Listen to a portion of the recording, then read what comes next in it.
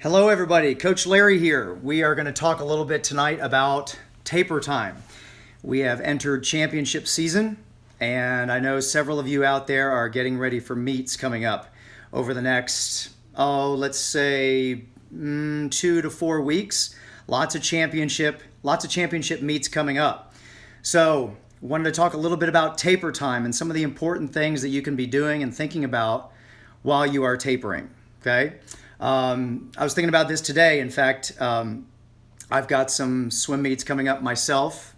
But when it comes to taper, one of the things that you want to do is you want to make sure that you check in with your coach about your race strategies. Okay, because obviously, as you're going into taper time, the practices just aren't as hard. But that doesn't mean that they're easy. They are more focused on racing ideas, sharp turns, sharp finishes, and things like that. So you want to make sure that you understand your race strategies. Because I'm going to tell you this.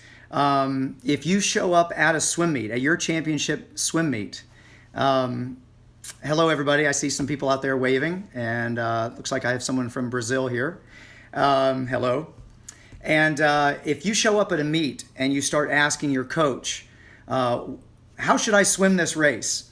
Your coach is not going to be very happy about that, right? You want to know, before you get to your swim meet, you want to know exactly how you're going to swim your various races, okay? So, for example, let's say you're going to do the 100 butterfly at your championship race. You should know ahead of time what your strategy is going to be. Instead of walking up to your coach 5 minutes before the race saying, how do I swim this again?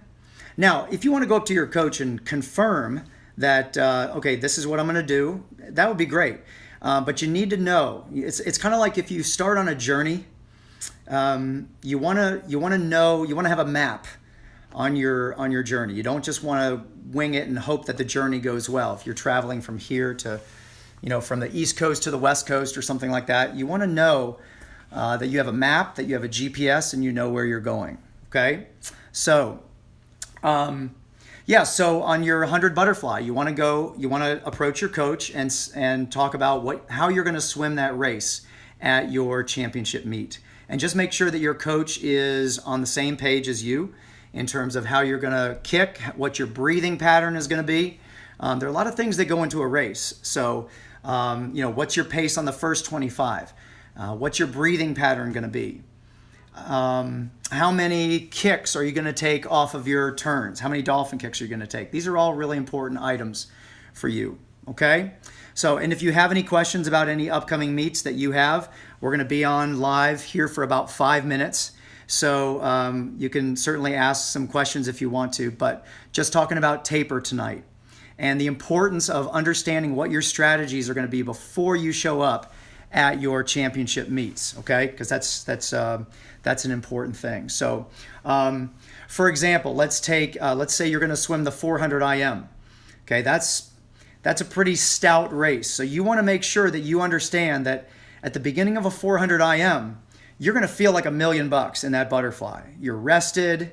You're not out of breath. You're feeling really good. But you don't want to sprint, you don't want your, hi, I see some people waving out there. You don't want to, you don't want to go into the first part of your 400 IM and start doing a breathing pattern of like 3 down, 1 up, because you will pay dearly for it throughout the race. You want to make sure that you get plenty of oxygen in that first 100 of butterfly, okay, in your 400 IM. Okay, so make sure you have your breathing pattern ready. Make sure you have how many dolphin kicks you want to take off the wall. Okay, and then understand how are you going to make your transition from butterfly to backstroke. During backstroke, are you going to kick really strong, or are you going to be more focused on arm tempo and save your legs for the breaststroke? Typically, that's a really good approach. Focus on the arm tempo and backstroke in the 400 IM. So that you have a little more oomph in the legs when you get to the breaststroke, okay? And in breaststroke, let's not take a nap during breaststroke. Even if breaststroke is not your best stroke, you want to make sure that you have really good tempo, that you stay aggressive, and you have really good pullouts, really good lines. By the way, for those of you who aren't very good at breaststroke, which I would happen to be one of those myself, I love coaching breaststroke, but it's my weakest stroke. What we have to do is we have to take advantage of really good tempo, okay, a really good catch, and make sure that you are taking full advantage of your pullouts. Okay, you don't have to be a great breaststroker. You don't have to be a great breaststroker to have great pullouts. And if you play your cards right, okay, if you play your cards right, you can, like, over half of your breaststroke race can be pullout. So in a 400 IM, even though it's 100 breaststroke, you could actually do about a 50 of breaststroke if you have really good pullouts. Okay, and that's good news for those of us who aren't the best at breaststroke. So make sure you're being really focused on your line, on your breaststroke. Squeeze the body line tight. Get a really good dolphin kick off of your during your pullouts. Don't just go through the motions. Really nail it, and then make sure you get into a good line. Okay. I see my friend Mark Cothy out there. Can you fix my breaststroke kick? Sure, Mark. Just come and sign up for the Coach Larry session on breaststroke kick, and we'll get you all set up. Or better yet, how about this? I'll see you at Nationals in Indianapolis at Masters Nationals. Okay, and I see Lauren out there. Hello, Lauren. Can you fix everything of my breaststroke?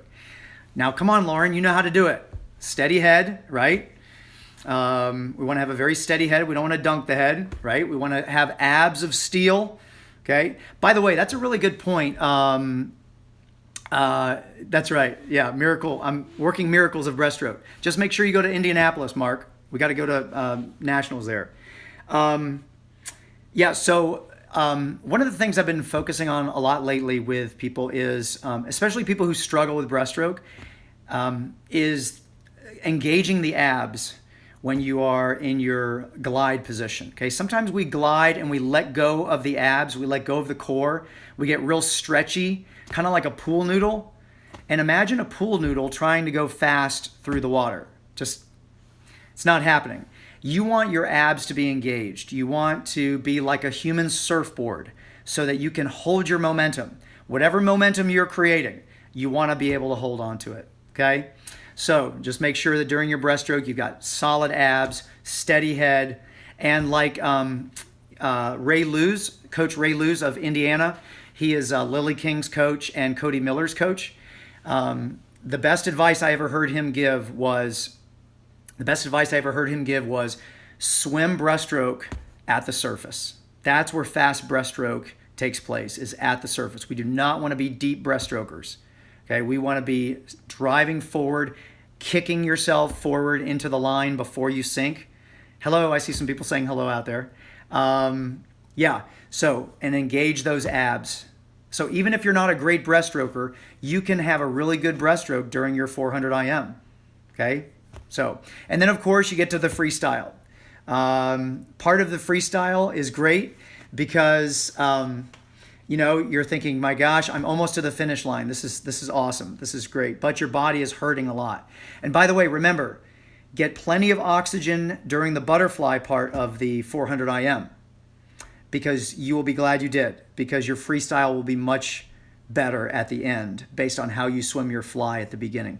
I want you to go fast in your 400 IM in the butterfly, but make sure you get plenty of oxygen. Because if you don't, if you're all excited and you're feeling good and you like hold your breath for 3 or 4 strokes and then take a breath, you're going to pay for it later. Okay?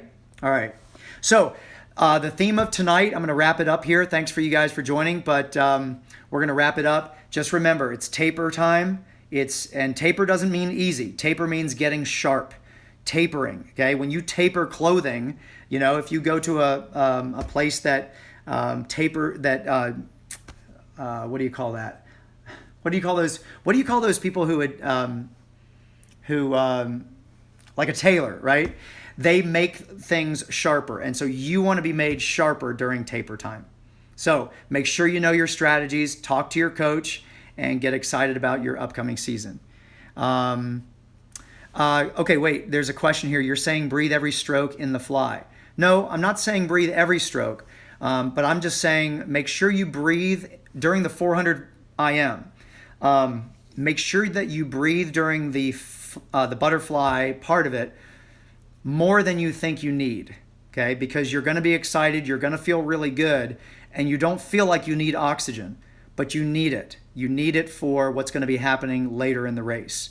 So you could breathe every stroke if you're an efficient breather like Phelps.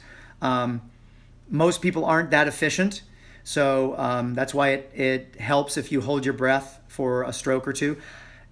Personally, I like to go 2 up, 1 down. 2 strokes with a breath, 1 stroke without. I like that pattern for both the 400 IM, and I like it a lot in the 200 fly. And it gives you more oxygen than you think you need, but you need it, even though you don't think you do.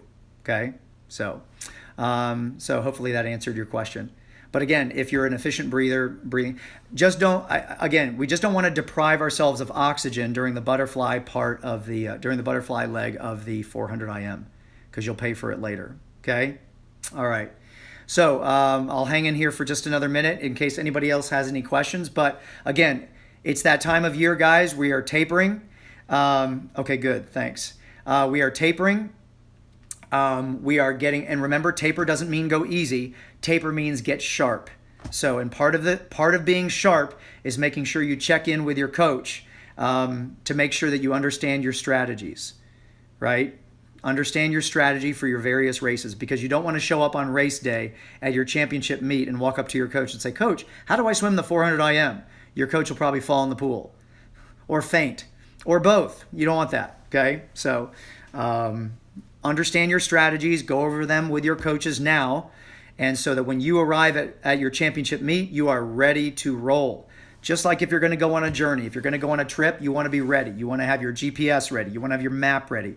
You don't want to wing it and say, "Gee, I hope I get to my destination." You want to know it.